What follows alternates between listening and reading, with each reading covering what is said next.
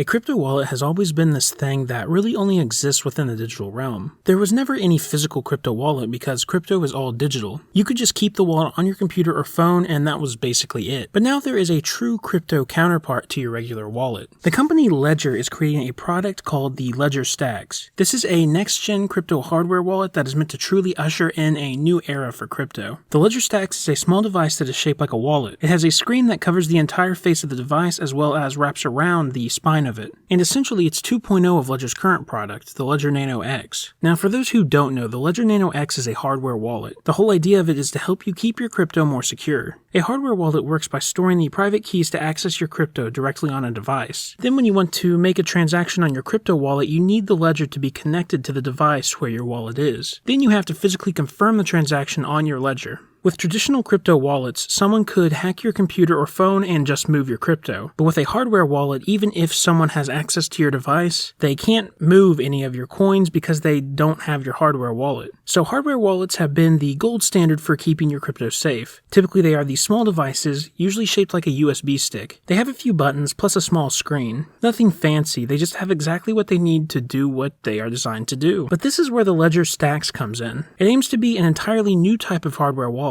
Yes, it still offers security like the other Ledger wallets, but it attempts to elevate things pretty much everywhere else. Now at first glance, this looks nothing like the other Ledger wallets or really any other hardware wallet on the market. Really, it looks more like a smartphone, but it is quite a bit different. First off, the Ledger Stax is much smaller than your average smartphone. They stated in their conference that it is roughly the size of a credit card and about 5 credit cards thick, so pretty small and easy to handle. And that was really their goal with this device. They wanted it to be more like a replacement to the wallet you carry around every day, rather than feeling like another smartphone in your pocket. And assuming you would want to take this with you everywhere you go, this device seems perfect for what they are going for. Another big difference between the Stax and other devices like smartphones is that it doesn't have your standard smartphone display. It actually has an e-ink display, which is the kind of thing you see on Kindles and other e-readers. And the cool thing about e-ink displays is that they don't take up as much battery life as your average smartphone screen, so you don't need to worry about your Stax dying on you. And images on an e-ink device are just static images, so don't expect to be watching movies on this thing. But an e-ink display should easily be enough to do things like confirm transactions or navigate between your different cryptocurrencies. And that e-ink display wraps around the side of the device so that you can always see stuff like the battery life as well as customize it to say something like Blake's wallet. Now one of the coolest parts about having an e-ink display is that something can always be on the face of the device without draining the battery. So when you lock the device, you can actually have a lock screen that is always on. They mentioned in their conference that they do this to help people differentiate between their Ledger Stax devices. If you set your device down in your house and maybe your spouse and kid both have one, it would be really easy to tell whose wallet it is just by the lock screen. And you can customize this screen with any picture or an NFT that you own. One fairly massive downside to the e-ink display that you may have already noticed is that everything is in black and white, which isn't the worst thing considering it really isn't necessary, but it would be nice to have full color. And it would definitely be cool to see your lock screen NFT in full color. There are now color e-ink displays, but I think that they are a fairly new development. So maybe Ledger just didn't have the time to implement the full color display, or maybe it would have just made the device too expensive. Either way, I do expect that one of the first versions to come out after the original Ledger Stax official release will be a full color one, since it probably won't require many changes to the actual device. The Ledger Stax has also implemented wireless charging, which is something we all kind of expect out of devices nowadays, but a really unique feature it has is the ability for you to stack multiple Ledger Stax on top of each other, which is where it gets its name from. Every device actually has magnets in it to make them hold together when stacked, and this is where the importance of the spine comes in. From the side you can actually see which device is for which crypto wallet. They did this because it's really not uncommon for people to have multiple hardware wallets, so this will just help to keep them all together in one place. And I don't think that they mention this anywhere, but I'm assuming that if they are on a wireless charging device while stacked, they will all charge. I don't see any confirmation on that anywhere, but it would make sense. With e-ink screens though, the battery isn't going to be drained quick, and on the site they even mention it has several months of charge when left unused. Even though the Ledger has a touchscreen and all these new features, it is still going to function similarly to that of their previous devices. You will need to have the Ledger app on your phone and then use the Stax to confirm the transaction. And normally your Stax would be connected to your device via Bluetooth. And in the demonstration they gave, we actually get to see someone use their Ledger Stax to send some Ethereum to someone else with a Stax. And one of the coolest parts about the whole thing to me is that the other person's wallet QR code can come right up on their device, making it really easy and straightforward to send and receive crypto. One crazy thing about this whole product and the event they held is that the guy who designed this device, Tony Fadell, is the same dude who created the iPod and co-created the iPhone. And at the event, he actually speaks a ton on Ledger Stax and compares it to his previous creations. One big thing he mentions is how no one really knows what exactly a hardware wallet should look or feel like. There are several wallets in the market now, and they all are very unintuitive.